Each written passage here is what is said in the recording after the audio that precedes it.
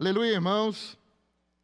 Chegamos à mensagem de número 9. O terceiro livro dessa série, é o primeiro dessa série, Vem Ver. Hoje nós temos como título, A Voz do que Clama no Deserto. E é interessante esse tema que vai guiar essas 4 primeiras mensagens. Inclusive a primeira reunião de 2024. Aleluia! Amém, porque nós iremos participar da primeira reunião do ano. E para nós, irmãos, é um privilégio estarmos aqui. Eu queria, primeiramente, graças a Deus, eu tenho bastante tempo. Tem muitos versículos para ler hoje. Então, primeiramente, esse tema, a voz do que clama no deserto, falando dessa mensagem, dessa noite. Mas antes eu queria só relembrar de onde vem esse título desse tema, Vem Ver. Então aqui, no Evangelho de João, o capítulo 1, versículo 43, rapidamente, só para nós relembrarmos desse tema. Ele diz assim: no dia imediato, resolveu Jesus partir para a Galiléia e encontrou a Filipe, a quem disse: segue-me. Ora, Filipe era de Betsaida, cidade de André e de Pedro. Filipe encontrou a Natanael e disse-lhe: achamos aquele de quem Moisés escreveu na lei, e a quem se referiram os profetas, Jesus, o Nazareno, filho de José. Perguntou-lhe Natanael: de Nazaré pode sair alguma coisa boa? Respondeu Filipe: vem e vê. Irmãos, essa declaração que Filipe disse aqui é uma das frases mais bonitas que se tem no Novo Testamento, porque muitos aguardavam a vinda do Senhor desde o Velho Testamento, e de repente Filipe diz assim: achamos aquele de quem Moisés escreveu na lei. Achamos a Jesus. Então, essa procura que aquelas pessoas tanto ansiavam, os irmãos ali, todos do Velho Testamento, os profetas, os sacerdotes que buscavam, e ali Filipe encontrou, e hoje essa busca, ela deve continuar. Nós precisamos continuar buscando o nosso Senhor.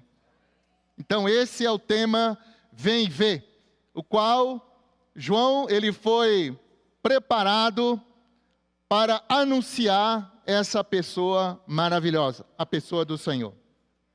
Então hoje, nós queremos falar um pouco dessa pessoa, a história desse homem, João Batista, que foi preparado por Deus para ser o precursor, aquele que viria para preparar os caminhos para a primeira vinda de Cristo.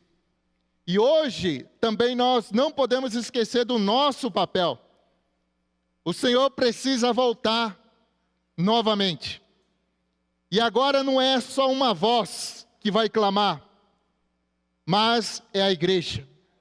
São muitas vozes formando uma única voz para anunciar a chegada do nosso Senhor. Mas antes disso, quero ainda também relembrar do propósito do livro de João. João, nós já ouvimos várias mensagens falando que esse evangelho é um evangelho especial. Ele traz algo diferente dos outros evangelhos, Mateus, Marcos, Lucas. Então aqui em João, capítulo 20, versículos 30 e 31, ele mostra o propósito principal desse livro. Ele fala: na verdade, fez Jesus diante dos discípulos muitos outros sinais que não estão escritos neste livro. Estes, porém, foram registrados para que creais que Jesus é o Cristo, o Filho de Deus, e para que, crendo, tenhais vida em seu nome. Então, o propósito principal do Evangelho de João é nos dar vida, que está nesse nome, nessa pessoa, que está na palavra do Senhor. Então, a igreja hoje, irmãos, nós precisamos perceber algo muito importante. A igreja depende da vida que há na palavra para nos dar direção, para nos levar a movermos, a caminharmos diante da vontade do Senhor. Também essa palavra que está cheia de vida, nessa pessoa, nesse nome, o Senhor também Ele quer nos dar energia e poder para poder servi-lo. Então, tudo isso, esse Evangelho de João, ele propõe a nos oferecer. E uma coisa que é muito importante, em Números, capítulo 9, queria ler, nós como igreja hoje, o quanto que nós precisamos ser guiados por essa vida. Então aqui em Números capítulo 9, a partir do versículo 15, diz assim, ele fala da nuvem sobre o tabernáculo, logo quando foi edificado. Ele fala, no dia em que foi erigido o tabernáculo, a nuvem o cobriu, a saber, a tenda do testemunho, e à tarde estava sobre o tabernáculo uma aparência de fogo, até amanhã. Assim era, de contínuo a nuvem o cobria, e de noite havia aparência de fogo. Quando a nuvem se erguia de sobre a tenda, os filhos de Israel se punham em marcha, e no lugar onde a nuvem parava, aí os filhos de Israel se acampavam. Segundo o mandado do Senhor, tem uma tradução que diz, segundo a ordem do Senhor, os filhos de Israel partiam. E segundo o mandado, a ordem do Senhor, se acampavam. Por todo o tempo em que a nuvem pairava sobre o tabernáculo, permaneciam acampados.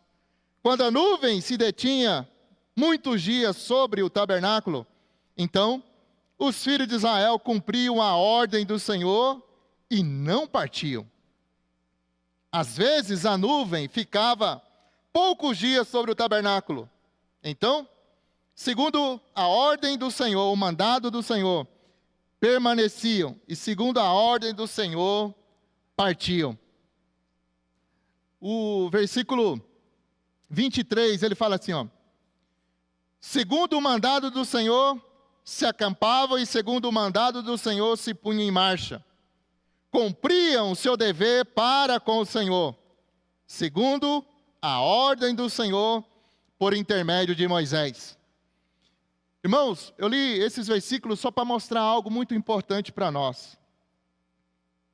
A vida da igreja, o nosso viver hoje, não depende de nossos conceitos, das nossas maneiras naturais de servirmos e de sermos guiados. Nós precisamos ser guiados, governados pelo céu, pelo Senhor. Aqui fica muito claro que o povo não fazia absolutamente nada se o Senhor, se essa nuvem se ela permanecia parada, todos estavam ali parados. Se ela erguia para caminhar, todos marchavam. Então isso mostra que o nosso viver na igreja hoje, nós também dependemos da palavra do Senhor para nos conduzir. A todo tempo, a todo momento, não é segundo o nosso conceito ou a nossa maneira natural de ver as coisas. Tudo depende da palavra para nos dar a direção, para nos guiar e até mesmo para dar força e energia, conforme eu coloquei, para nós prosseguirmos. Então, valorizemos cada dia mais a vida que há na palavra. Nos acheguemos cada vez mais. Nós estamos começando um ano e nós precisamos estar cada vez mais próximos do Senhor, porque é dessa maneira que o Senhor vai nos conduzir. O Senhor quer nos ensinar, quer nos conduzir. A unção que há em nós, ela precisa estar ativa para sermos conduzidos, para nós não ouvirmos direções, apontamentos que Deus não está nos dando. Então, para isso, eu preciso ter intimidade com o meu Senhor. Essa nuvem, essa palavra, precisa governar a minha e a sua vida. Mas eu quero hoje aproveitar para falar 4 itens sobre a história de João Batista. Vamos falar um pouco sobre a profecia acerca da pessoa dele, o seu nascimento, a sua comissão e também as dificuldades que João encontrou, que é um grande alerta para nós na conclusão do seu ministério. Primeiramente, João Batista, ele foi alguém preparado por Deus para ser, então, essa pessoa que viria anteceder o Senhor. E eu queria ler 2 referências aqui. Primeiramente, Isaías 40. O versículo 1 diz assim: Consolai, consolai o meu povo, diz o vosso Deus. Falai ao coração de Jerusalém, bradai-lhe que já é findo o tempo da sua milícia, que a sua iniquidade está perdoada e que já recebeu em dobro das mãos do Senhor por todos os seus pecados. Então aqui, até o capítulo 39, o Senhor estava disciplinando o povo de Israel, a nação de Israel. A partir do capítulo 40 até o final, é uma outra sessão, onde o Senhor agora vem trazer esperança para esse povo. Eles seriam resgatados e seriam agora, então, consolados. Por isso que ele começa dizendo: consolai, consolai o meu povo. Mas, no versículo 3, então agora, o Senhor, ele prepara alguém para que o Senhor pudesse vir. Então, no versículo 3, ele diz assim: Vós, do que clama no deserto, preparai o caminho do Senhor, endireitai no ermo a vereda a nosso Deus. E, então aqui, essa voz do que clama no deserto é uma referência a João Batista. Em Malaquias, capítulo 4, também há uma referência sobre essa profecia. Malaquias, capítulo 4, versículos 5 e 6, diz assim: Eis que eu vos enviarei o profeta Elias, antes que venha o grande e terrível dia do Senhor. Ele converterá o coração dos pais aos filhos, e o coração dos filhos a seus pais, para que não venha e fira a terra com maldição. Aqui também, esse profeta Elias aqui, enviarei o profeta Elias, é uma referência também a João Batista. Nós podemos até perceber isso aqui em Mateus, Senhor Jesus. Mateus capítulo 17. A partir do versículo... Vamos ver aqui. Opa, peguei Lucas. Até o 17. A partir do versículo 10 diz assim. Até o tema aqui ele diz a vinda de Elias. Mas, versículo 10, mas os discípulos o interrogaram Porque dizem, pois, os escribas ser necessário que Elias venha primeiro? Então Jesus respondeu: de fato, Elias virá e restaurará todas as coisas. Eu, porém, vos declaro que Elias já veio e não o reconheceram. Antes fizeram com ele tudo quanto quiseram. Até mesmo nós sabemos a história que no final da sua vida, João Batista acabou sendo decapitado, né? Sua cabeça apresentada numa bandeja. Então, aí, seguindo aqui, ele diz assim: assim também o Filho do Homem há de padecer nas mãos deles. Então os discípulos entenderam que lhes falara a respeito de João Batista. Então a voz do que clama no deserto, de Isaías 40, Malaquias 4, esse Elias que viria para anteceder o Senhor é o próprio João Batista. Então isso aqui é a profecia que foi anunciada no Velho Testamento, e nós vamos ver aqui no decorrer da leitura de vários versículos, que a nação, o povo de Israel ali, os fariseus, os escribas, os judeus, do modo geral, eles estavam atentos a essa profecia desse profeta que viria.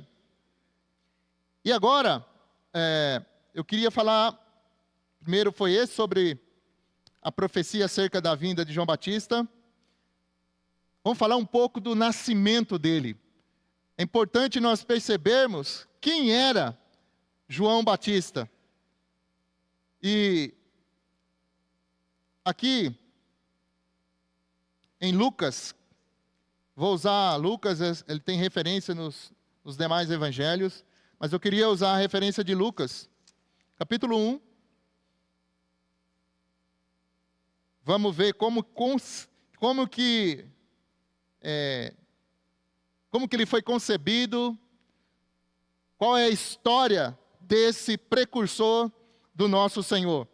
Então, Lucas capítulo 1, versículo 5, ele fala aqui: no dia de Herodes, rei da Judéia, houve um sacerdote chamado Zacarias, do turno de Abias.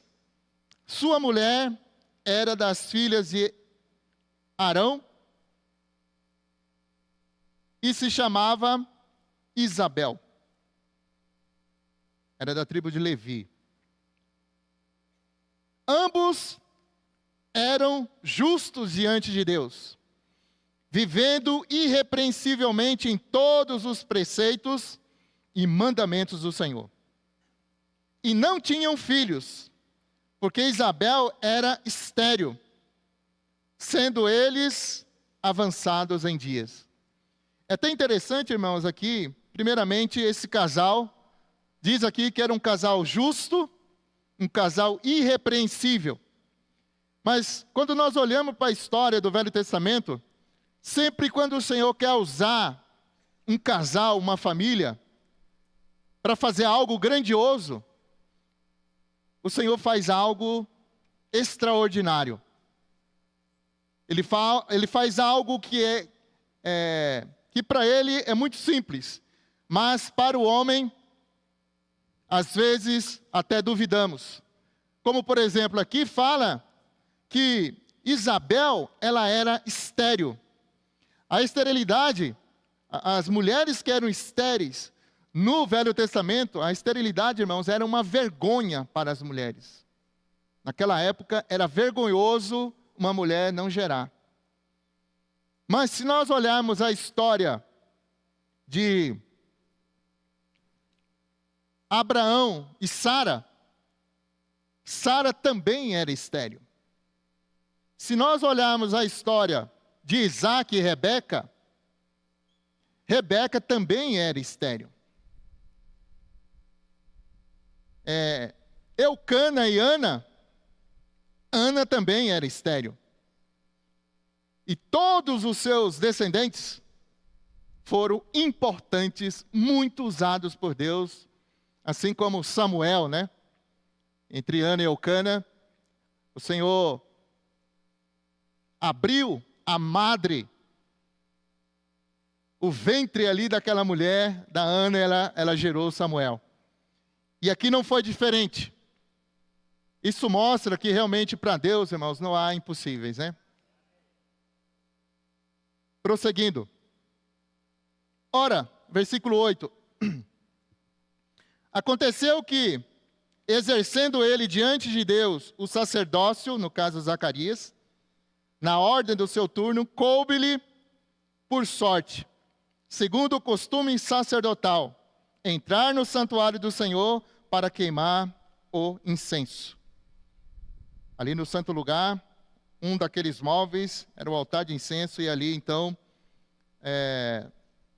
Zacarias estava ali queimando incenso, orando diante de Deus.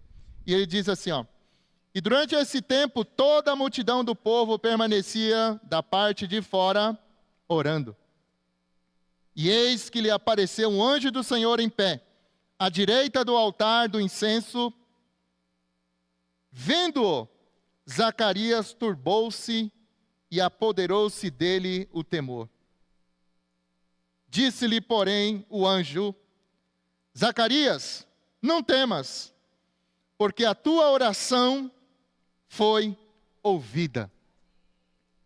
E Isabel, tua mulher, te dará à luz um filho, a quem darás o nome de João. Então, aqui mostra, irmãos, que o Senhor, Ele sempre ouve a oração do justo.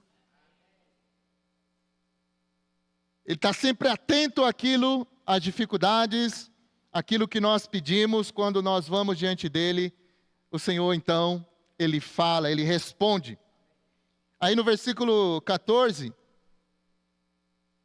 isso mostra, irmãos, o quanto que nós devemos valorizar essa arma poderosíssima, que é a oração.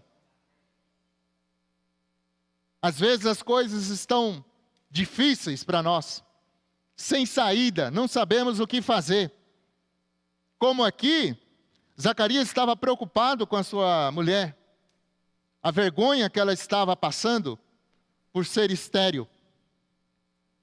Mas o Senhor, Ele mudou a história. O Senhor, Ele continua nos ouvindo, irmãos. Precisamos continuar queimando incenso, orando a Ele, apresentando essas necessidades. Em ti, versículo 14, em ti haverá prazer e alegria, e muitos se regozijarão com o seu nascimento, pois ele será grande diante do Senhor. Não beberá vinho nem bebida forte, será cheio do Espírito Santo já no ventre materno. Olha só quem é a pessoa que estava sendo preparada para ser o precursor do Senhor. Uns pais irrepreensíveis, ele diz justo e irrepreensíveis, que oravam, que dependiam de Deus, e ele também era um nazireu, que não iria beber vinho nem bebida forte. Alguém realmente separado para Deus, alguém cheio do Espírito.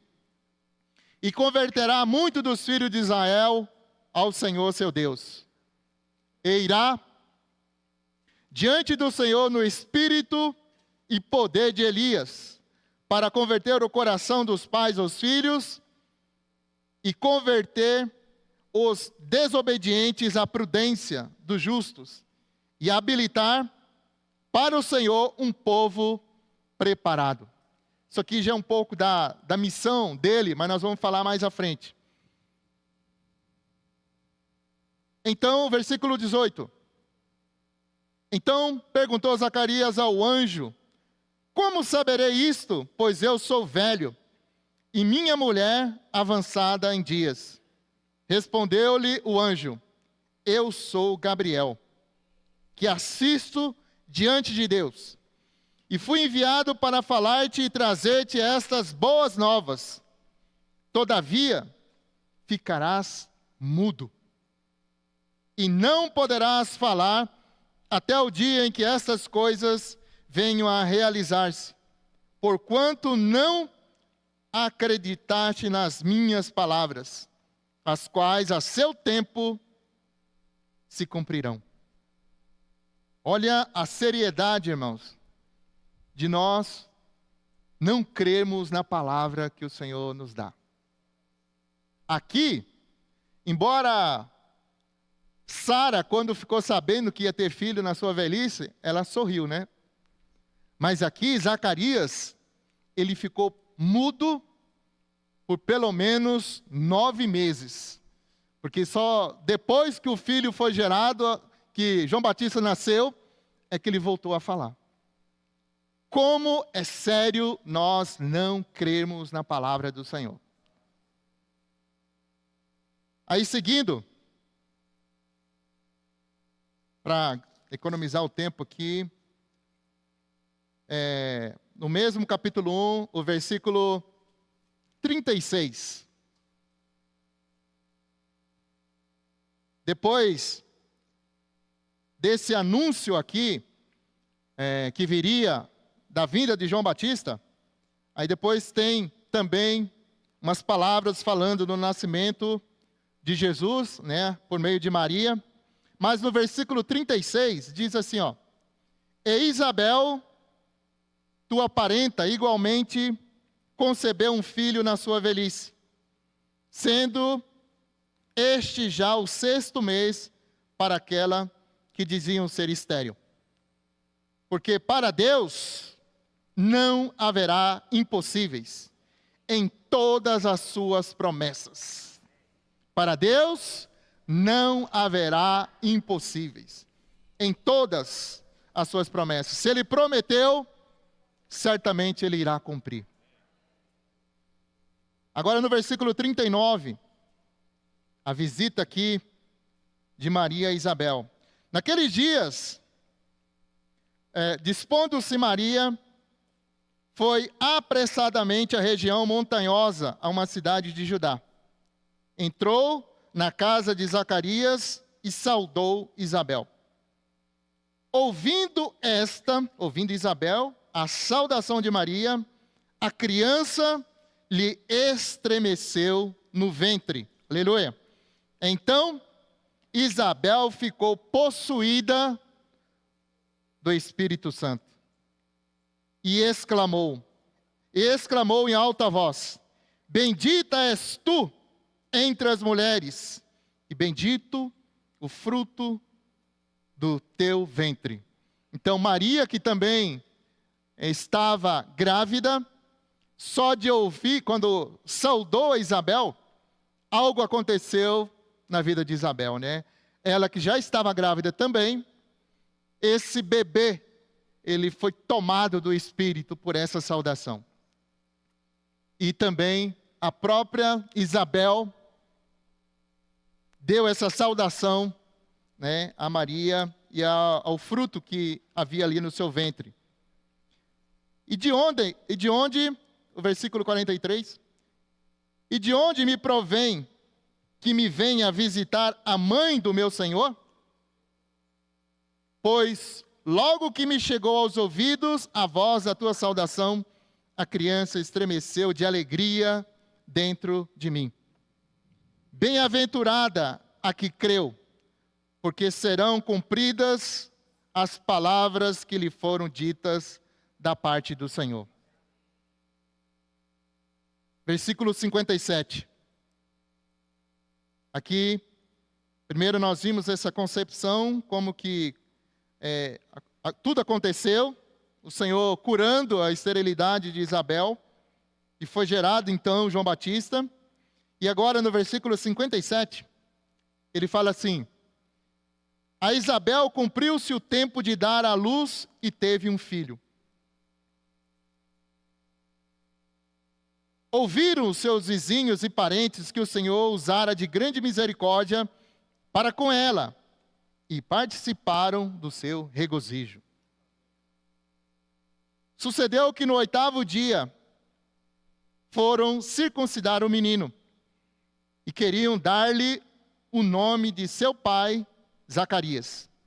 Então aqui ele já nasceu cumprindo também os itens da lei. Todo macho, ele era circuncidado ao 8º dia. E aí no versículo 60, ele fala assim: de modo nenhum, respondeu sua mãe. Pelo contrário, ele deve ser chamado João, e não Zacarias, né? Disseram-lhe: ninguém há na tua parentela que tenha este nome. E perguntaram por acenos, uma vez que Zacarias ficou mudo, né? E perguntaram por acenos ao pai do menino, que nome queria que lhe dessem. Então, pedindo ele uma tabuinha, escreveu: João é o seu nome. E todos se admiraram. Imediatamente, a boca se lhe abriu, deixou de ser mudo agora, e desimpedida a língua, falava louvando a Deus. Olha que história maravilhosa da preparação desse que seria um grande profeta, alguém, um sacerdote, que preparou o caminho do Senhor. E, além de toda essa história da concepção de João Batista, importante nós percebermos a origem da sua família e a situação dele, alguém cheio do Espírito desde o ventre. Agora também queremos falar um pouquinho sobre a responsabilidade dele, a comissão dele, que é o tema, né, dessa semana. Então, eu só queria ler, primeiramente, Mateus capítulo 3, 1 e 2 apenas, que depois eu quero mostrar essa missão dele no livro de Lucas. Então ele diz aqui, 3:1 de Mateus. Naqueles dias apareceu João Batista pregando no deserto da Judéia e dizia: arrependei-vos, porque está próximo o reino dos céus. Arrependei-vos. Então, a missão principal de João Batista, o seu trabalho, a sua missão, o seu comissionamento, era preparar o povo de Israel para essa vinda de Cristo, o nosso Salvador, do nosso Emanuel. Então essa era a característica principal, o seu comissionamento principal. E aqui, irmãos, quando ele chegou anunciando: arrependei-vos, porque está próximo o reino dos céus. O arrependimento aqui não é meramente uma mudança de mente, uma mudança de direção. Mas o que nós temos visto nesses dias, o arrependimento que o Senhor tem chamado cada um de nós, é para nós mudarmos de esfera. Sairmos da esfera terrena, natural, e irmos para a esfera celestial. Esse é o verdadeiro arrependimento. Deixarmos de vivermos no nosso ser natural e vivermos em Cristo, em Deus. Numa outra dimensão, numa outra esfera, a qual o Senhor já nos colocou quando nós fomos ressuscitados com Ele. Ó Senhor Jesus. E é interessante que aqui João Batista, ele começou a anunciar: arrependei-vos porque está próximo o reino dos céus. O próprio Senhor, mais tarde, em 4:17 de Mateus, ele também anunciava isso: arrependei-vos porque está próximo o reino dos céus. Mais tarde, em Mateus capítulo 10, quando ele enviou os seus discípulos, ele também orientou os seus discípulos a anunciarem isso: arrependei-vos porque está próximo o reino dos céus. Quando chegou o reino dos céus? O reino dos céus, então, ele teve início ali em Atos, a partir do momento que, na verdade, a partir da morte e ressurreição do Senhor. No livro de Atos, então, nós tivemos início a vida da igreja, que é o reino dos céus na terra. Então, por isso que o Senhor, ele estava usando João para mudar o conceito, o pensamento das pessoas, Porque agora o Senhor queria introduzir eles em outra esfera. Queria levá-los a crerem no Senhor, a estarem na igreja, vivendo não numa aparência, mas numa realidade, e por fim, ser também encabeçados por Cristo. Esse é o desejo do Senhor hoje, para todos nós. Senhor Jesus. E aqui, em Lucas, ainda quero usar essa parte aqui para falar dessa missão de João Batista, em Lucas capítulo 3, a partir do versículo 3. Lucas 3:3. Ele, João Batista, percorreu toda a circunvizinhança do Jordão, pregando batismo de arrependimento para remissão de pecados. Então, para as pessoas pudessem mudar de esfera, de conceitos, de sepultar o velho homem, por isso que ele veio batizando ali com água, para sepultar as coisas do velho homem. E no versículo, não só o batismo de arrependimento para a remissão do pecado, mas ele diz assim: conforme está escrito no livro das palavras do profeta Isaías. Voz do que clama no deserto, preparai o caminho do Senhor, endireitai as suas veredas. Então aqui, irmãos, esse papel dele de preparar o caminho do Senhor. Hoje, ele cumpriu o seu papel de ser esse precursor, de anunciar a vinda de Cristo, mas hoje também, nós na igreja, nós temos esse papel, conforme eu falei inicialmente, de preparar a segunda vinda de Cristo. O Senhor, irmãos, Ele conta com todos nós para prepararmos esse caminho para que Ele possa retornar.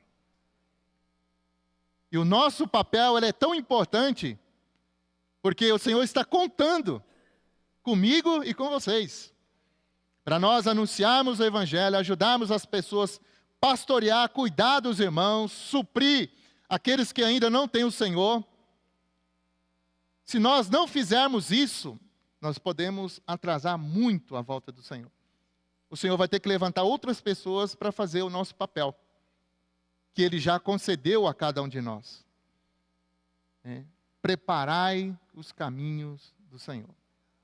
Endireitai tudo aquilo que está fora do lugar, as nossas vidas, as vidas das pessoas, tudo precisa entrar em ordem. Por conta do nosso distanciamento de Deus, por conta do pecado, nós já ouvimos várias mensagens falando sobre isso. O homem virou as costas para Deus, se distanciou, achando que pode viver sem Deus. Mas o Senhor deu esse papel para a igreja, essa comissão, essa responsabilidade de colocar em ordem, o Senhor colocar em ordem a vida das pessoas por meio da cooperação de cada um. Ele diz assim,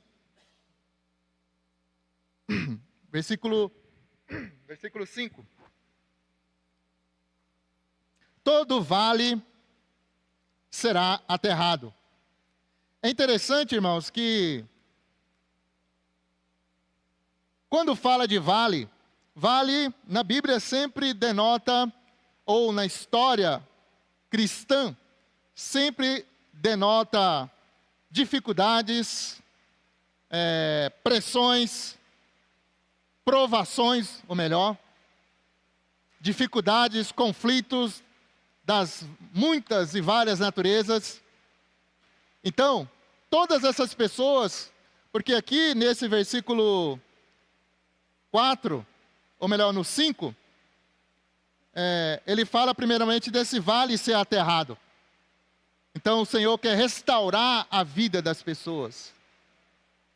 Ele quer trazer a normalidade, o viver das pessoas que estão passando por tantas situações E às vezes até nós mesmos passamos por várias situações. Então ele fala aqui, ó: todo vale será aterrado e nivelado todos os montes e outeiros. Os caminhos tortuosos serão retificados e os caminhos escabrosos aplanados. Então aqui são várias figuras falando desse vale, dos montes, dos outeiros, dos caminhos tortuosos, dos caminhos escabrosos. Então tudo isso demonstra a condição do coração do homem. Ele está enfermo. Conforme Isaías capítulo 1 fala sobre o coração do povo estava enfermo, distante de Deus. Então aqui o Senhor agora ele quer ajustar todas as coisas, não só a questão dos vales serem aterrados, as provações, as dificuldades, os conflitos, o Senhor nos suprir em todas as coisas. Quando ele faz menção aqui de nivelar todos os montes e os outeiros, é mais uma figura interessante. Os montes e outeiros, montes são essas montanhas maiores e os outeiros são montes menores. Aqui até faz uma referência de pessoas que têm arrogância, soberba, a necessidade de se humilharem. Naquela época, os fariseus, eles eram muito orgulhosos, muito soberbos. Então o Senhor queria mudar a situação daquele povo, como quer mudar também nos dias de hoje. Então, tanto os montes, os outeiros, eles seriam nivelados. Precisavam se humilhar, se arrepender, perceber que não poderiam viver daquela maneira. E também, ele fala, os caminhos tortuosos serão retificados. O caminho, irmão, do engano, caminho traiçoeiro, tudo isso, na história do povo ali, o Senhor também mostrou, o coração deles estavam também nessa condição. E o Senhor queria, quando ele fala que serão retificados, serão alinhados. A tradução dessa palavra também pode ser alinhado. O Senhor queria alinhar, nivelar, aplanar todas as coisas. Esse era o papel, aí então, de João Batista.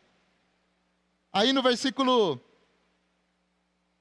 até mesmo quando ele fala aqui dos caminhos escabrosos, aquilo que era irregular, também o Senhor queria aplanar.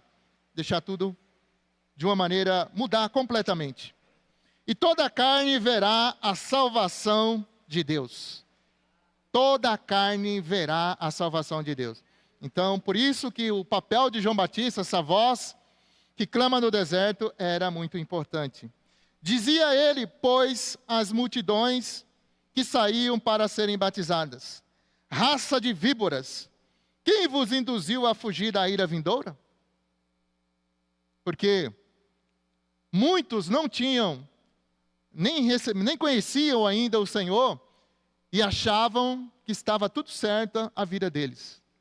Então, por isso que João Batista ele foi muito forte nas suas palavras, né?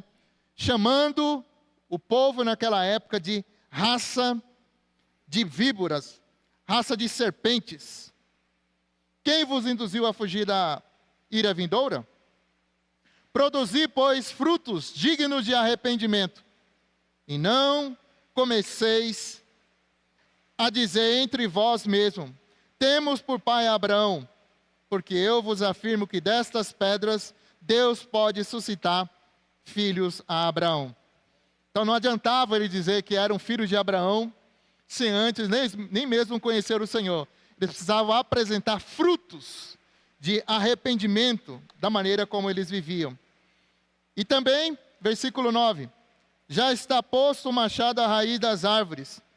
Toda árvore, pois, que não produz bom fruto, é cortada e lançada ao fogo. Então, as palavras aqui, elas foram bem fortes, né, naquela época. Se a árvore não produz fruto, deve ser cortada e lançada ao fogo. Mostrando aqui o Senhor, o julgamento do Senhor, né, que está acontecendo e irá acontecer no futuro, na vinda dele. Também aqui, no versículo 10, mostra que essa pregação de João Batista, esse anúncio dele, essa voz que começou a clamar, ela comoveu, ela tocou no coração de 3 grupos de pessoas. O primeiro deles está no versículo 10. Ele fala assim, ó: então as multidões o interrogavam, dizendo: que havemos, pois, de fazer? Respondeu-lhes: quem tiver 2 túnicas, reparta com quem não tem. E quem tiver comida, faça o mesmo. O que significa isso? Porque logo após a multidão, se chegaram ali a João Batista e fizeram essa pergunta a ele. Aqui mostra, irmãos, o amor que nós precisamos ter para com Deus e para com o próximo. Repartir. Hoje nós podemos suprir as pessoas não meramente com algo físico, com alimento físico, mas sobretudo o alimento espiritual. Aí depois no versículo 12, foram também, outro grupo de pessoas depois, os publicanos, que eram os cobradores de impostos, para serem batizados, e perguntaram-lhe: mestre, que havemos de fazer? Respondeu-lhes: não cobreis mais do que o estipulado. Em outras palavras, sejam honestos. Não cobrem além daquilo que deve ser cobrado. Trazendo também a luz para que eles pudessem, esses publicanos, pudessem também ser pessoas honestas. Aí o versículo 14. Também, outro grupo, soldados, lhe perguntaram: e nós? Que faremos? E ele lhes disse: a ninguém maltrateis, não deis denúncia falsa, e contentai-vos com o vosso soldo. Cadê o Paulo? Contentai com o vosso soldo.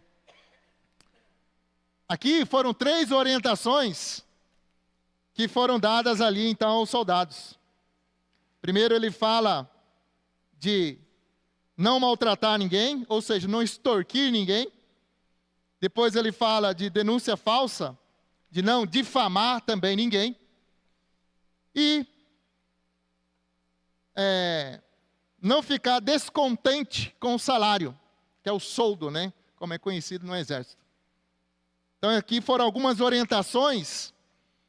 Isso mostra, irmãos, que quando nós levamos a palavra do Senhor para as pessoas, o Senhor, Ele vai fazer a obra. O Senhor vai ajustar todas as coisas que estão fora do lugar. É isso que João Batista fez, e hoje nós também temos essa responsabilidade antes que venha o grande dia do Senhor, né? A sua segunda vinda. Senhor Jesus.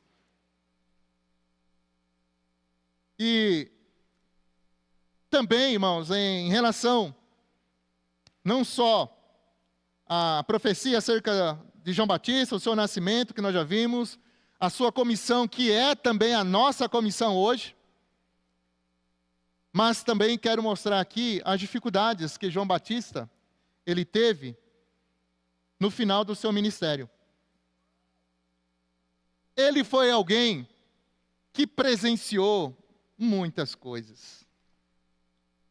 Ele atestou, afirmou, ele viu muitas coisas. Ele sabia que ele era o precursor do Senhor. Então, para começar, no batismo do Senhor, ele ouviu a voz do céu que falou: este é meu filho amado, a ele ouvi. Ele percebeu que em João capítulo 1, versículo 30, por exemplo, ele fala assim: este é a favor de quem eu disse, após mim vem um varão que tem a primazia, porque já existia antes de mim. Ele sabia que o Senhor, ele deveria ser dado a primazia ao Senhor, àquele que ele estava anunciando. Então, no batismo, ele falou certa vez que ele não era digno nem de desatar as sandálias do Senhor. Ele reconheceu, em relação a essa primazia que deveria ser dado a Cristo, ele falou que importava que Cristo crescesse e que ele pudesse diminuir.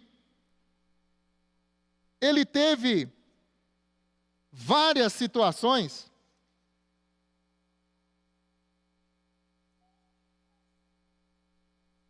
que ele percebeu que realmente a pessoa que ele estava falando, a da pessoa do Senhor, ele certa vez também falou: eis o Cordeiro de Deus que tira o pecado do mundo. Então foram por várias e várias vezes ele atestou, ele testemunhou algo sobre a pessoa de Cristo. Mas algo aconteceu, já no final do seu ministério. Quando ele, já preso, ele mandou, aqui em Mateus, capítulo 11,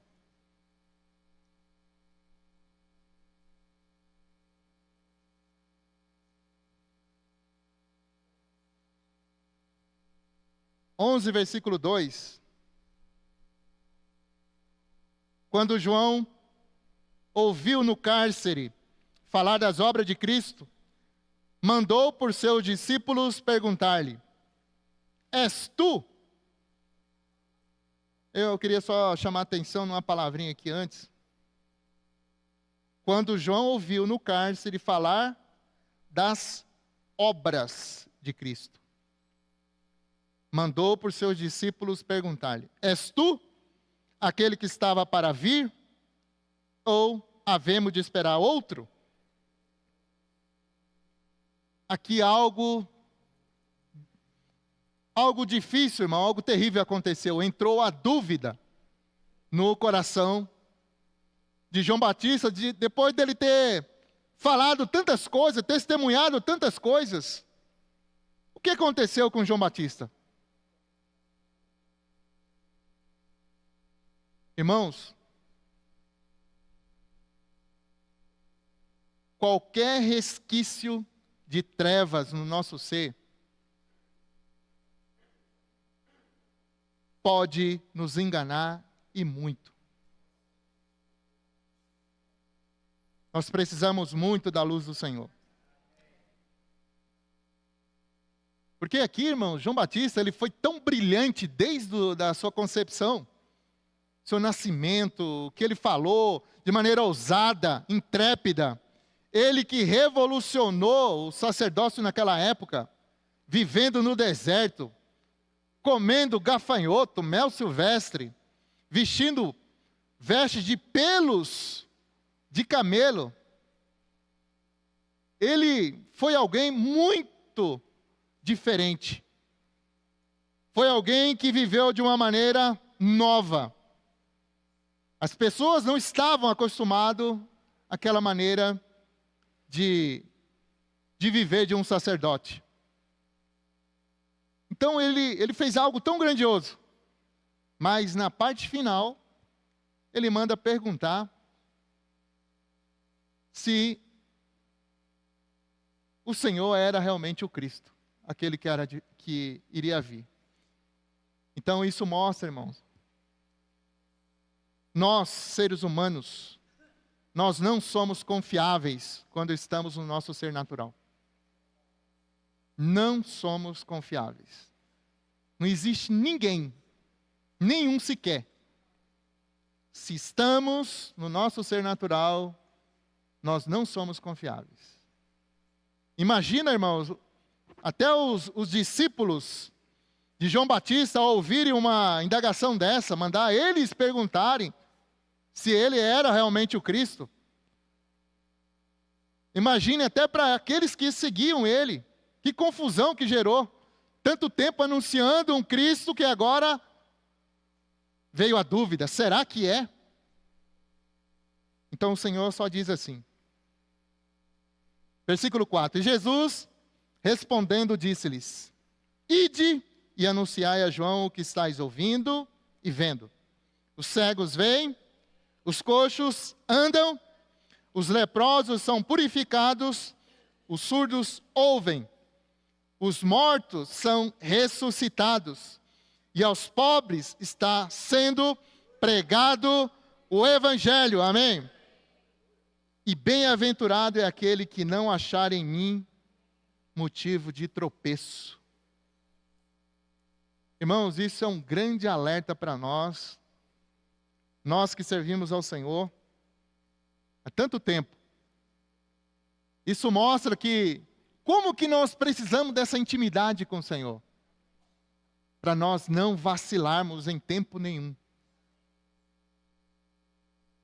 Essa unção que nos ensina todas as coisas, ela precisa estar muito ativa nas nossas vidas. E a melhor maneira de fazer isso é não deixarmos de orar, não deixarmos de desfrutar, ler a Bíblia. Hoje nós temos a oportunidade de fazer imersão na palavra de Deus, para que essa palavra seja inculcada, guardada em nós. Então, são essas coisas, imersão, transcrição. Os adolescentes que gostam tanto do grito de guerra, tudo isso, irmão, tem um propósito. A palavra ser guardada, inculcada no interior de cada um. É a maneira que o Senhor está dando para nós hoje de continuarmos atentos à direção que o Senhor nos dá hoje na igreja. Então, como nós não somos pessoas confiáveis, um outro item importante, já para nós encerrarmos aqui, para que isso não ocorra, irmão, nós precisamos permitir que Cristo nos preencha. O Senhor falou em João, né? Quem de mim se alimenta, por mim viverá. Então precisamos nos alimentar cada vez mais da palavra para viver para o nosso amado Senhor. Então, irmãos, as regras de conduta, métodos humanos, tudo isso são coisas que são incapazes de transformar o homem. Não adianta. Por nós mesmos, nós somos incorrigíveis. Não tem jeito. Em nós mesmos. Por isso que nós precisamos depender da vida, da palavra de Deus. Ela sim, ela pode mudar, ela pode preencher tudo aquilo que nos falta.